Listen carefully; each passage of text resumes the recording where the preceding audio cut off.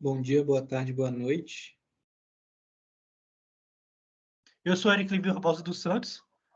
Eu sou Rodrigo Carvalho dos Santos e hoje a gente vai estar apresentando o trabalho final da tecnologia Data Lake. Nós somos o grupo L12 e, primeiramente, falar do exemplo de como o Data Lake é estruturado. Ele pode ser utilizado tanto para Machine Learning, Analytics, On-Promise e Real-Time Data Movement. A definição de Data Lake é um repositório centralizado projetado para armazenar, processar e proteger grandes quantidades de dados estruturados, semi-estruturados e não estruturados. Ele pode armazenar dados brutos em seu formato nativo e processar qualquer variedade desses tipos de dados, sem se preocupar com limites de tamanho. Diferenças do Data Lake entre as tecnologias. Do Big Data. O Big Data é um termo que se refere a grandes volumes de dados. Data Lakes são tecnologias que armazenam e gerenciam grandes volumes de dados, Big Data. Os Data Lakes são uma boa opção para armazenar Big Data porque são escaláveis, flexíveis e econômicos. Para a Data Science, é a extração de valor de dados. Data Lakes armazenam dados de diferentes fontes para análise. Data Lakes são úteis para Data Science porque aceleram a análise. Data Warehouse. Apesar de ser bem confundido com Data Lake, Data Warehouse armazenam dados estruturados para análise. Em Data Lakes armazenam qualquer tipo de dados, semi-estruturados e não estruturados, mas são menos eficientes para análises estruturadas. Agora as vantagens.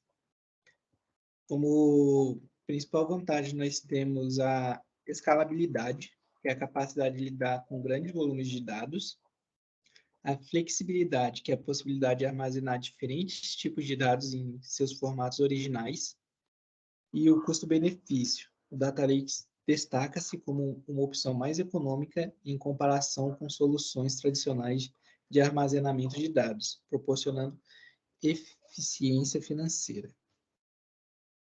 Agora, as desvantagens. Como desvantagens, nós temos a qualidade de dados. Data Lakes podem enfrentar problemas de qualidade de dados, resultando em desordem e dificuldade de gerenciamento sem controles adequados. Governança de dados. Governar Data Lakes é desafiador devido à diversidade e volume de dados potencialmente causando questões de conformidade, privacidade e segurança. Segurança de dados. Data Lakes são alvos potenciais para ataques cibernéticos, exigindo medidas de segurança robustas para prevenir violações e acessos não autorizados. Silos de dados. Data Lakes podem criar silos, prejudicando o acesso universal e resultando em ineficiência e redundâncias. Integrações de dados, que é integrar dados em Data Lakes, especialmente estruturados e não estruturados, pode ser desafiador, impactando a organização e análise dos dados. Agora, os objetivos principais do Data Lake. Como objetivo principal, nós temos que armazenar grandes volumes de dados, independente do formato e da fonte, de maneira econômica e eficiente.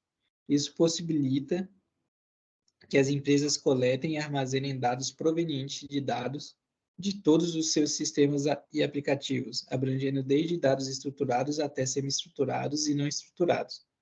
Os Data Lake podem ser empregados para uma variedade de finalidades, incluindo a análise de dados, a Business Intelligence, o BI, e Machine Learning. Agora, como exemplos interessantes do Data Lake, temos a Coca-Cola Andina, que implementou um Data Lake para unificar grandes volumes de dados fragmentados em seus sistemas, resultando em um aumento de 80% na produtividade da equipe de análise. Também temos o exemplo de desvantagem a AstraZeneca, uma empresa farmacêutica global que adotou uma abordagem de data lake para aprimorar a velocidade e a consistência de relatórios de desempenho em todo o grupo.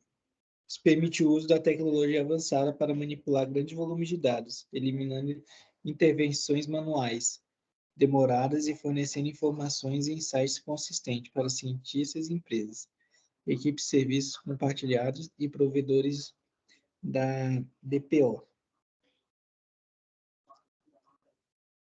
Agora eu vou passar a palavra para o Eric Levy.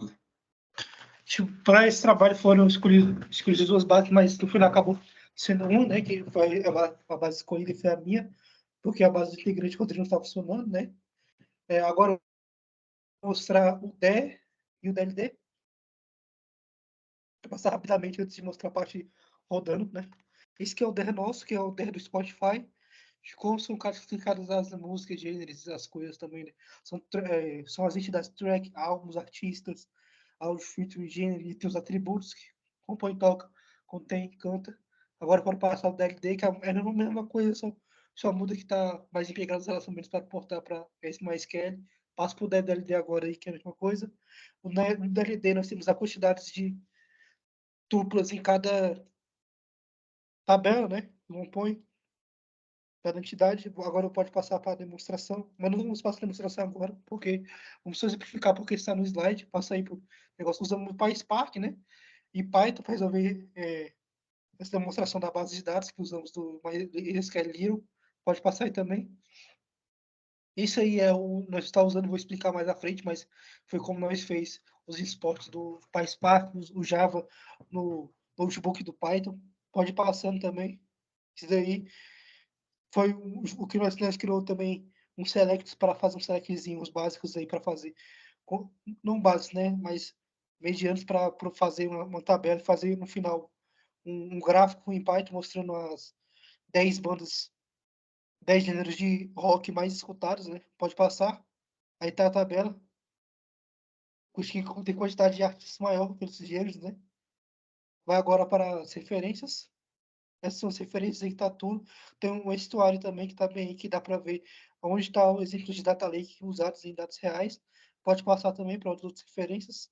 E o Evolix que foi usado. E o próprio exemplo de data lake da Amazon, do site da Amazon. Agora, nisso aí, vou exemplificar e passar para utilização da base de dados. Aqui está a base de dados. Eu já rodei tudo para não ficar rodando muita coisa.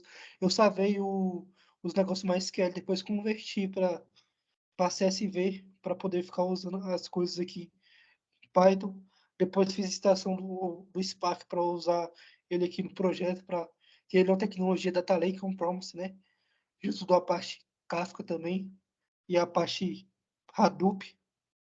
Aqui são as coisas que nós estamos pegando aqui também. Passar para não ficar. Aqui nós fazemos também do Spark para gerenciar as coisas.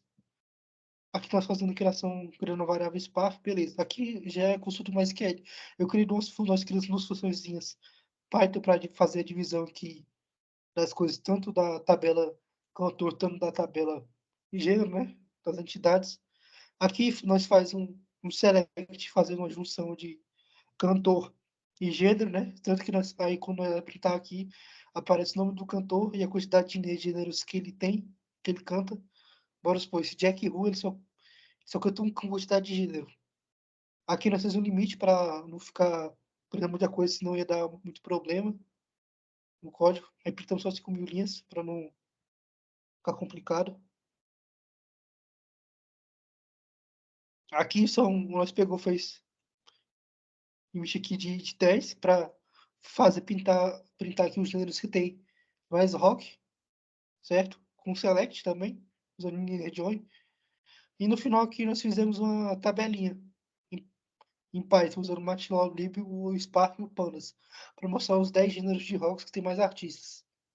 E é esta a nossa apresentação. Bom dia, boa tarde, boa noite. Meu nome é Eric Levi e esta é minha dupla, Rodrigo. Agradecemos por vocês terem visto essa apresentação sobre Data Lake.